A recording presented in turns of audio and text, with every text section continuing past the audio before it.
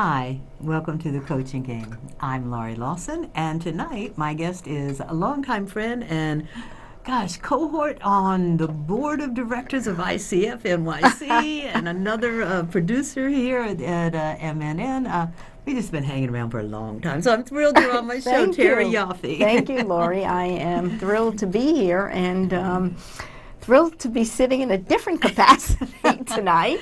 But you still have to pull your weight, okay? Right, Yes. than my Coach World TV show where I do the interviewing. Yes, yes. So well, we're going to switching share. roles. Okay. And we decided we're so sophisticated, we're Right. just going to wing it. Okay, we're But going to share. As you know, the Coaching Game is based on the marvelous Points of View, which is a great coaching tool that has 65 cards. And the card that I usually let my guests choose their cards, on air or off. So Terry decided she wanted to choose the Journey card. And I'll bet there's a few stories behind that. So that's what we're going to be working on today is the Journey. So tell us, Terry, why did you choose the Journey card? You know, I also have a Points of View toolkit. And I love it. And actually what I had been doing was every day taking another card and looking at what it said and the questions and thinking, how can I apply this card to my life? And it's great.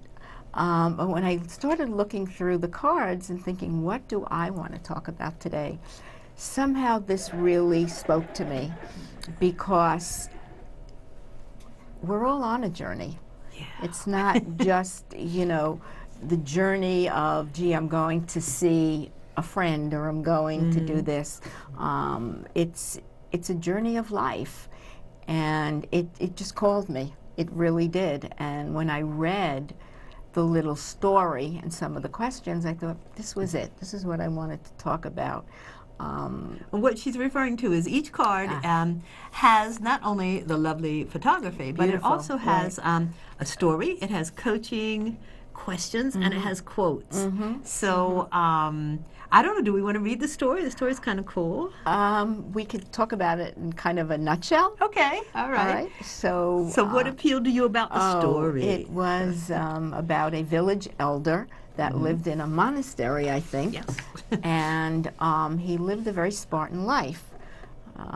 Did his thing. His room was very simple, and a tourist found his way into the monastery and found him in his room and introduced himself and looked around and kind of judged his very Spartan room, which we all do, judgment, with the little bed and the chairs and the mat. And he said to him, "Where are your possessions?" And the elder said to him, "Where are your possessions?" And the tourist said, "Well, I'm a visitor. I'm just passing through." And the village elder said, "Aren't we all passing through?" So that really stopped me in my tracks, because the truth is we are all passing through. And I was telling Laurie that for me, my perspective is people that are village elders, if you will. I think she just called us old, but that's okay. No, I said village elder. I did not say old. Okay, all right. It's the wisdom that they have. It's their non-attachment. And I think that there's a lot of people that walk this earth that you would never know that that's who they are. They could be from the outside, they could look like they have and I'll take myself, I mean, I'm very aware of my clothes and how I look and my house and my jewelry and all of that. So that's a perspective that I portray. However, on my inner self, I truly believe I'm a village elder, that as much as I love all of it, I'm not attached to it. Wow, that's nice. I've done spiritual retreats, so I understand the world, and people would never look at me and think You know, when I tell them I've done a they look, oh, huh? You? You know, they have a picture or a judgment of how somebody should look. Definitely. So, and that's the old judge the book by the cover. Right, but right, and we exactly. we're at fault of that. We get our hair done, we get our nails done. We I'm want to look there good, for all of that. Yeah. And that's how I am in the world, because that's my journey, part of my journey. And I think that no matter what we do in life, it's always a journey. Whether somebody looks at it and goes, "Oh my God, you're in a raft in this turbulent waters. How could that be a journey?" And, you know, it's like, hold on for dear life. I just want to find the land. Right, exactly. I want or out I of the want water. the smooth waters. Yeah. And that's a journey, as well as when things are smooth, there's a journey. So I look at everything, when I saw the card, as, wow, life is a journey. Are you a practicing journey person, or is that a philosophy? You know, it's a philosophy. I totally practice and understand when I'm in the rough waters and I'm flailing about. Right. I might not see the perspective, but when you kind of get out of it and you can look back, oh, okay, what did I learn? What was the journey for me there? Yeah. You know. I think I know. My tagline, for gosh sake, is life is a journey, not a destination. Right, Enjoy right, the trip. Right. And, I know that. But I don't. I mean, I do in retrospect, like right, you. It's like, right. but I really would so love to learn to say, okay. And I think we were both talking about being an overwhelm. It's just like we schedule so many things, and then we have to pull back and go, I can't do this. And it's like right now my goal is to just get through the day and get everything that I promised to do done. Whereas, and I've already said, you've heard me say it a few times on this show and other places, I'm old enough that I want to just have fun with what I'm doing. I don't want to do things that are going to torture me. Yeah. I've done Right, that. right. Paid my dues. Right. So what I'm doing is fun, but it's like I feel like I'm really not enjoying the journey right now. It's like I'm just really keeping my head above water, to use the water analogy again. But yeah, and I get the same way. Yeah. You know, I think as you get older, you want to have more fun. You know, but I hope it's not now. When? Yeah, right, exactly. Yeah. And to look at things is okay. When you're in a situation that's not fun, you know, okay. I'm not saying everything has to be fun, but what do you learn? What do you grow? I think that's the journey for me. Is there's never, you know, what's the destination? I think when you die, that's the destination. When you get there, right, it's like, uh-oh. Right, exactly. But Time up. Until then, I've always been a learner. I always have been, whether consciously or unconsciously, it's been always learning, always observing, always seeing what can I do different, how can I improve. I don't ever say I'm perfect. You know, I've reached the apex of who I am. Now I can relax. Right, Yeah. exactly. Yeah.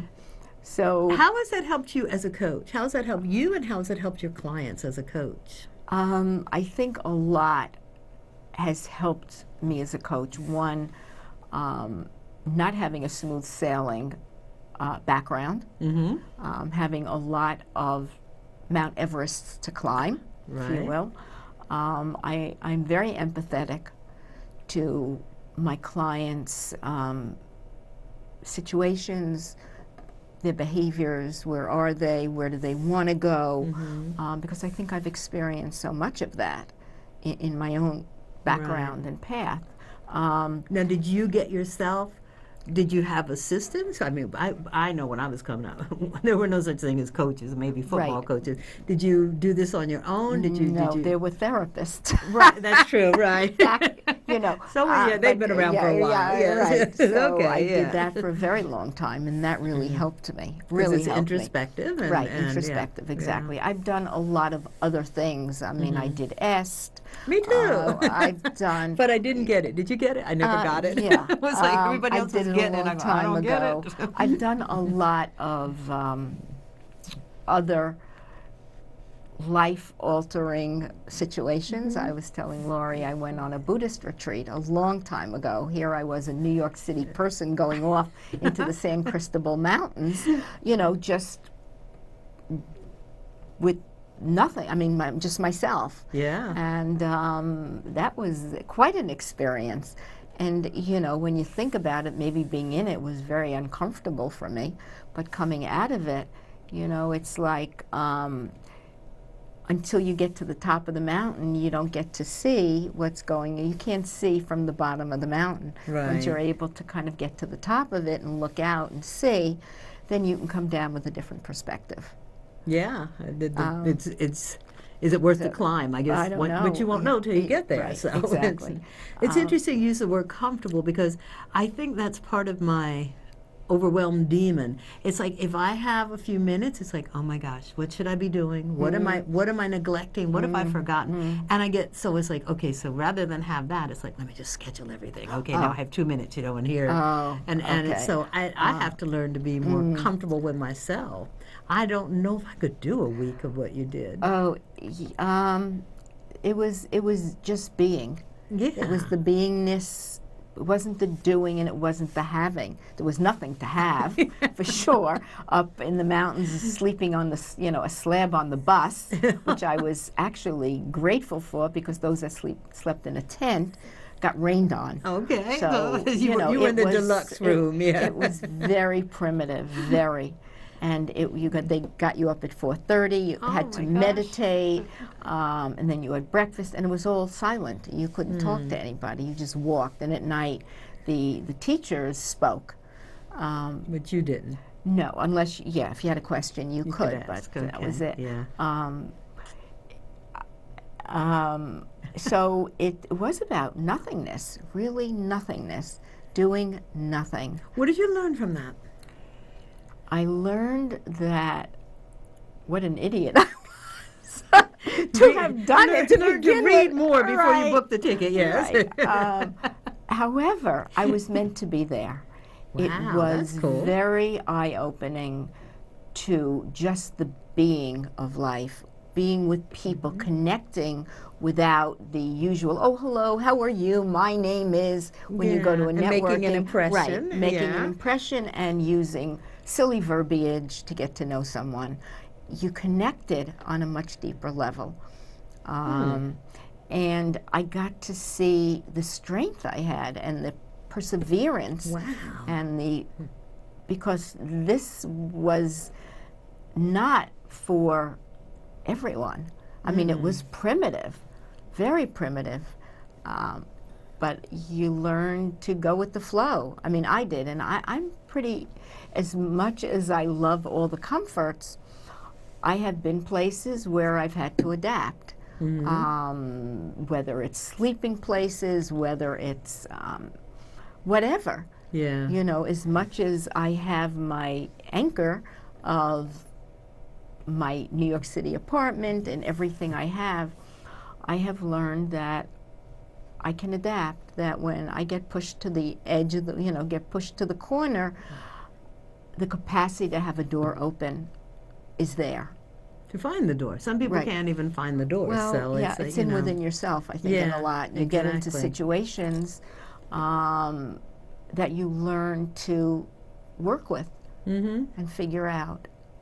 What tricks do you have? Do you? Because Oh, gosh. What tricks do you have to remind yourself of the journey? I know. I think we both have retrospect down. It's like, okay, afterwards we can see. Oh, I got it. I would love to know something to slow me down and say, okay, enjoy this now while you can. I'm a lot. Even though I've spent my whole life in the public eye, I'm really an introvert. And really? Yes. Hard to believe, but it's true. It is. But I love being home and just doing nothing. I could do that a lot. It's like my refuge. I gain a lot of strength from that. I don't need to be out in the world so much. I mean, I'm out enough.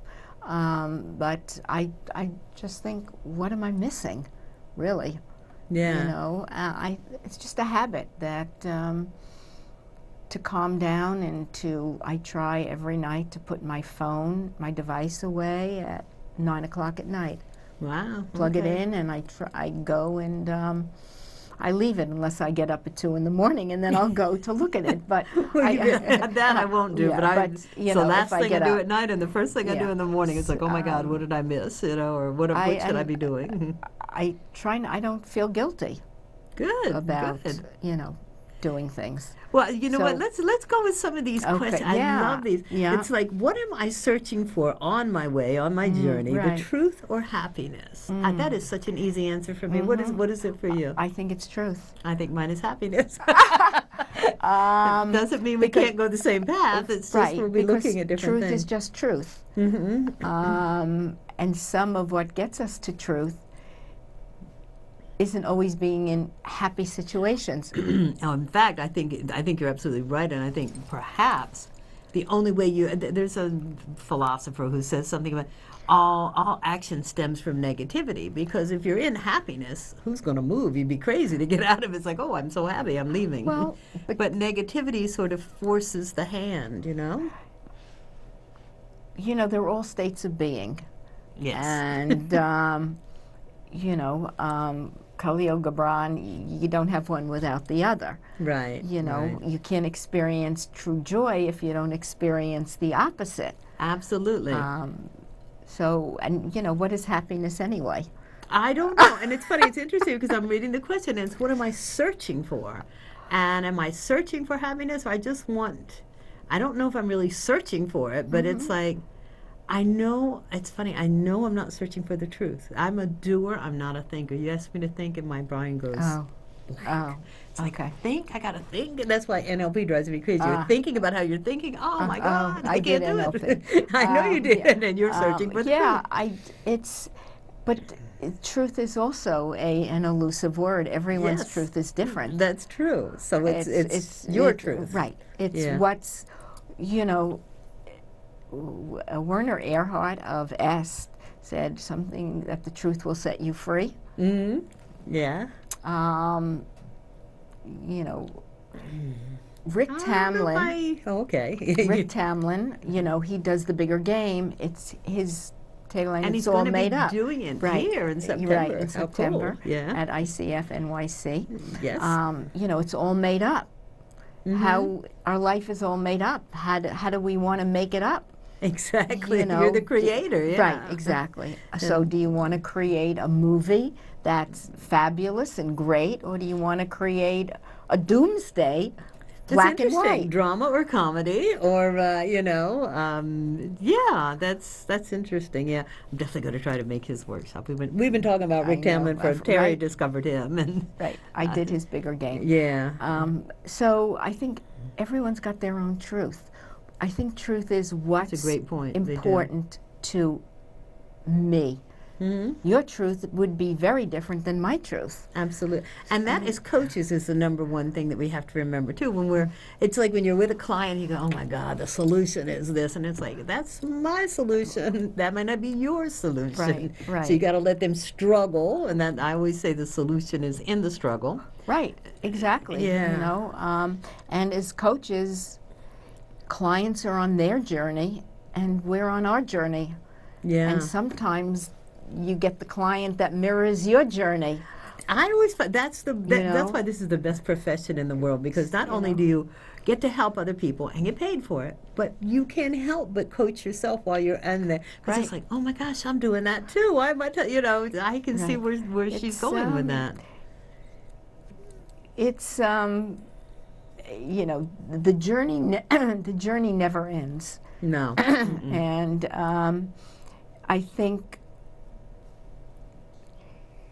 if I can look at life as a journey, no matter where on the river I am, whether I'm in the, the calm waters that I can look out and be peaceful and calm, Right. or I'm in the turbulent waters where I have to learn how to navigate, which is where the learning comes from. If you're in if you're in the comfort zone of a boat that just goes along, there's no learning. It's beautiful and it's peaceful, but there's nothing there. It's only when we test ourselves by being in, and metaphorically, challenging waters, that we learn who we are, what kind of strengths do we need to get us through these challenging waters, or whatever it represents. There's an interesting question, the points of view, and it's how can I enjoy my journey even though the path is difficult? And that's, how can you do that?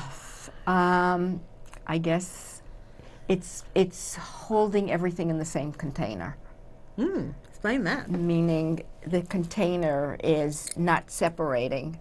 Meaning that you've got a little bit your of joy life here, a little bit right. You've got everything in your container of life. Right. And there's the difficult, and there's the happy, and there's the sad, and there's the this. The Zen philosophy is not to be attached to any of it. Right. That's their truth. So much easier said than Right. done. That trying to stay detached. From, okay, yes, happiness is there and you're in it, but you're detached from it. You have whatever is going on, but you know it. Whatever the behavior is, the obstacles, whatever the situation is, to not be in it, but to be detached from it. I mean, that's where true, I think, I mean, I'm certainly not there, but that's the Zen philosophy, is that's where true peace comes in, that no matter where you are, you're detached. It's there, but you're sitting back, seeing it and observing it, but detached. Do you think that limits enjoyment now? I don't know. I haven't reached it. I don't think you I do, could let me answer. know. I don't think I could answer it. I don't know. Again, you're looking at a word. Would you say enjoyment? Yeah. I don't. I mean, think if you if detach, life, can you still have fun? I don't know. I guess you can. it's just I think the definition of being at peace with yourself, that allowing everything to be part of that journey and not being attached to it, to be happy, and that true happiness, I think, is when you can be detached. It's a goal. Anyway, it's a goal. We know can go that. on and on and on, and that's just different it's, philosophies. Well, then this is like a personal question. When did your personal journey truly begin? I would probably guess when I was very young, although Really? I didn't know it. I didn't know it. I think it really came to light when I began therapy, and I started doing EST and other things, and meditation. I went and I did TM. So I think when all of those things came together, I became aware of what was probably in the reseeds for so long. I wouldn't have been able to label it or know it. Right. But I think from being a child, I knew that there was something not right in my upbringing. I knew there was more. I was raised in a small town. It's like, I know there's more out there. Yeah, There's right. got to be. And that's interesting. I think my personal journey began when I was like 28 and I moved to New York City. It was like, okay, I finished taking care of everybody in my family. I had done everything a small town could. I bought a house, I got married, I got divorced, the whole thing.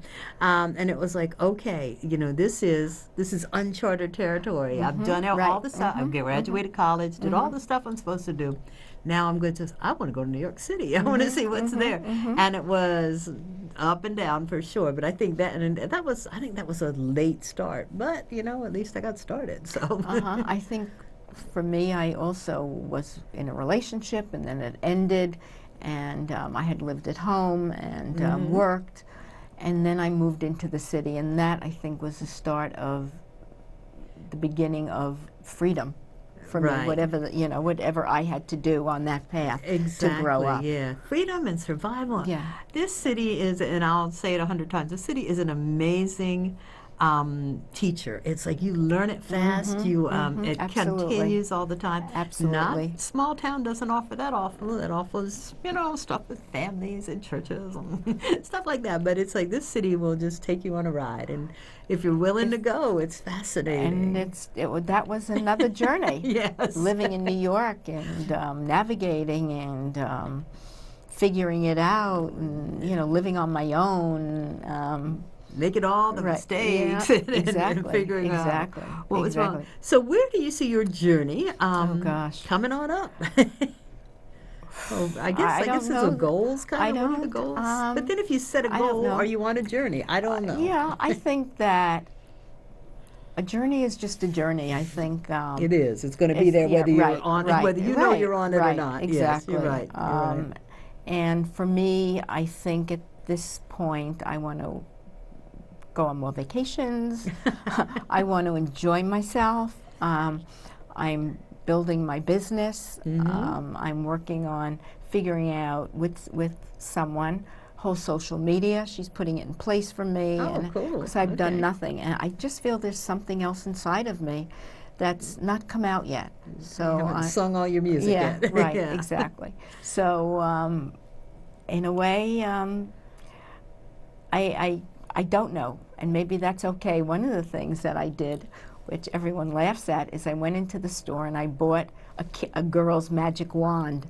You know those magic wands? Okay. And I put my picture on it, and every morning and every night I wave my wand. Do you really? I do. I have it there. It's like, what do I want? It's like a meditation, but I like what that. do I want? What's there? What can I look forward to? It's kind of a symbol of, it's very childish. I love it. I need something like that to just go, wait a minute, this is my game. I can play it any way I want. Exactly. And you just wave it. And I have it there. Okay, I like that. I love that. So wow. that's maybe my compass or my GPS, if you will.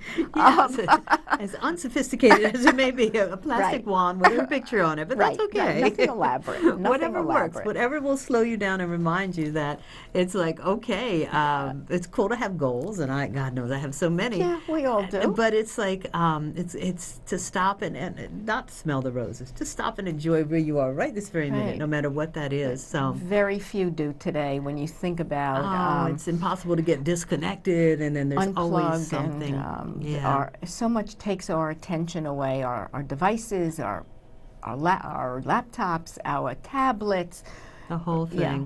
So I am so appreciative that you stopped and came on this show. Oh my God, I'm so thrilled. I really wanted to. Yeah, I mean we both have an appreciation for points of view. I have an appreciation for you particularly. Thank you. So I'm going to tell you to enjoy the journey, and thank you so much for being on the Coaching Game. Thank you. Thanks.